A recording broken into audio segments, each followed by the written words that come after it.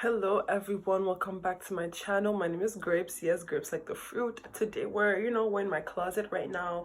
We're in a different setting. I have my candle lit. And the intention for the candle is for you guys to stay and to subscribe.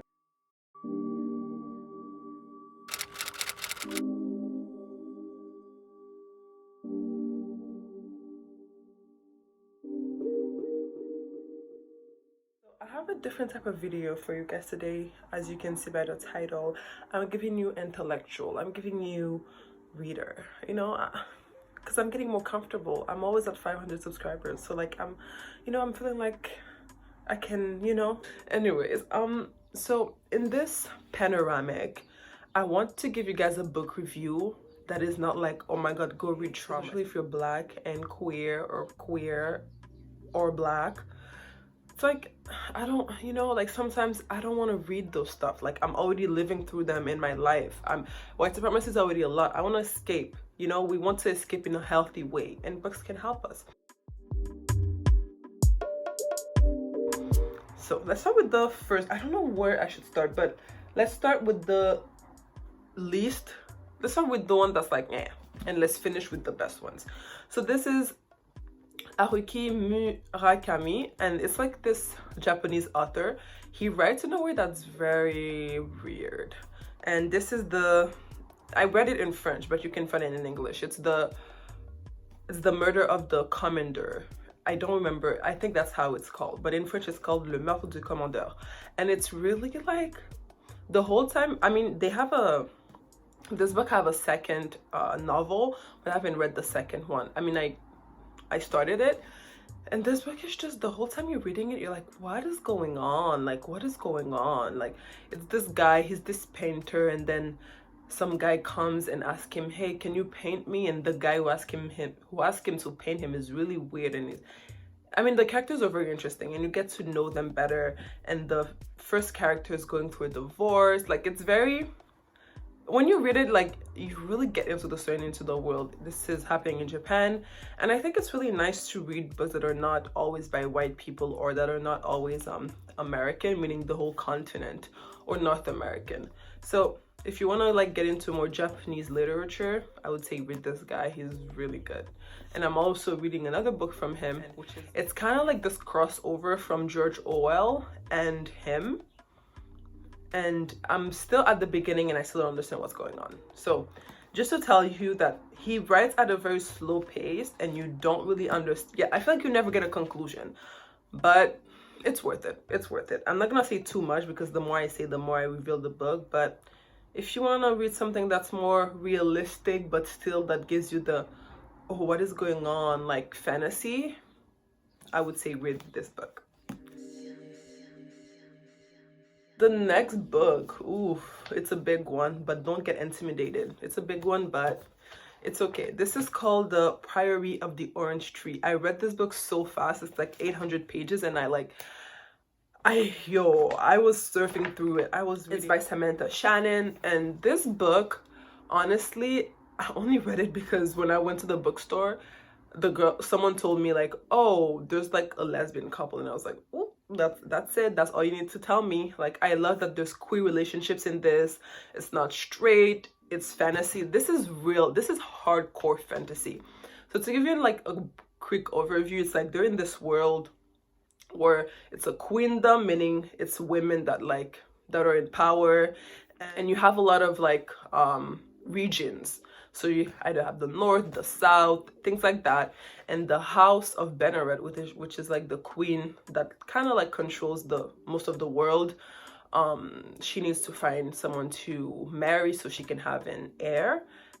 And a lot of things are going on. Like, a lot of things are going on in the book. They live in a world where dragons exist. This whole time in the book, you get to know the characters, and at the end, they're like plotting to, save the world in a way. And it's amazing. Like, it's big, but I understand why it's big, because she really needed to like set the world, because the world is so vast, and it's nothing I've ever read before. It's beautiful. I love the characters. Ida's in the book. I love her.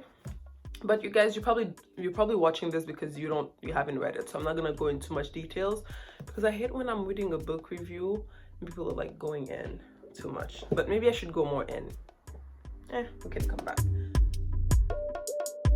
Okay, the third book, and I'm also not giving you guys a lot of books because it can get overwhelming when you're looking for books to read and people are giving you like 15. I'm giving you 3 books, and if one of them speaks to you, get it. That's it. So this beautiful book, Children of Blood and Bone. One fact though, I haven't finished it. Like I'm almost done. And I just had to make it to the book review because this is a Black author. It's a Black woman who wrote it. She's Nigerian. Like, can we literature is so whitewashed, and to find a fantasy book written by a Black person and the characters are Black book. Let me give you a quick overview. So it's in this world where magic exists and people who have magic are like really dark and with white hair, and you have a king that is against magic, you know, yada yada yada, that thinks magic is evil and that find a way to kind of eradicate magic from the world, and people who looks like that are oppressed. So then you have Zilly. I love her character. She's sarcastic. She has a wit to her. I love her character. I can't wait. I hope they make a movie out of this because it deserves a movie. So her and her brother and another girl, they're kind of like on this quest to bring magic back. That's all I can say. And I love the characters. And what I like about this too, it's because when she describes the characters, it's Black. It's like, oh, her coffee skin. And the way she described Black people is just, it's heartwarming for me because I kind of stopped reading fantasy also because it was getting really white. And I didn't know, because I used to love reading younger. And the more I grew up, the more I stopped reading because I couldn't relate, you know? And to find a book like this in my adulthood is like, wow, I think that's one of my first books that I'm reading that's Black, and it's just amazing. Yeah, like, I don't know, I'm getting emotional talking about it, but just the way the story's set up, the way she describes you, it's a Black world. It's a Black world.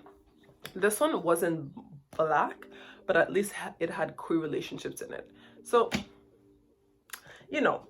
And I hope they make a movie. I've been looking up and I think they're gonna make a movie, but we're not sure yet. I'm not reading it too fast. Honestly, I could finish the book if I want to, but I'm so attached to the characters that I'm like, wait, I think I wanna, you know, I'm kind of taking my time to read it and read it slow so the story, you know, feels longer. Because when I finished this book, The Priory of the Orange Tree, I was sad. I was like, oh my god, I can't believe I'm done. And you kind of miss the characters in all these books, and the characters like kind of stay with you. But if you made it this far to this video, subscribe, comment, like tell me what fantasy books have you been reading to like escape this reality. I hope this video inspires you to pick up a book, but not a book that's heavy, because oftentimes when we don't read, it's because the thing that we're reading isn't stimulating us. Think about it. If you find it hard to read, it's because you're not interested in the book. Put it down, find something else, discover. And honestly, fantasy and sci-fi are my favorite genre of reading, because sci-fi less now, I'm more into fantasy, but because these type of books just help you like escape. I don't want to think. When I'm in this world, I'm like, wow, I wish I was in this world. So thank you for watching. Thank you again for 400 subscribers. We're growing really fast. I feel like we're gonna hit 500 pretty quickly. And thank you for everyone who watches my video. Like, comment, subscribe, and I'll see you in my next video. Pick up a book. Bye.